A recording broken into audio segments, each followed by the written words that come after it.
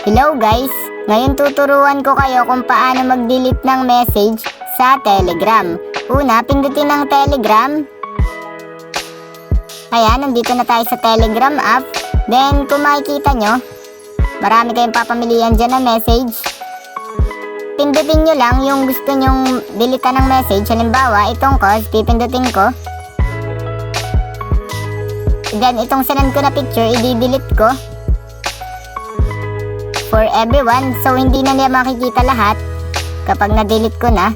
Ayan, pindutin lang natin ng matagal yung picture. Then may makikita kayo sa taas na parang trash can sa tabi ng may arrow. Sa parting taas sa right side, makikita nyo yung trash. Then pindutin nyo lang yung trash. Ayan, then kapag napindut nyo na,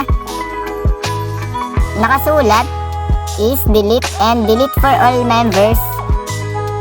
Then kung gusto mong pangkahalatang ma-delete, then checkan mo lang yung delete for all members. Then pindutin mo lang yung delete. Then kapag napindot nyo na, ayun, delete na siya at hindi na nila makikita.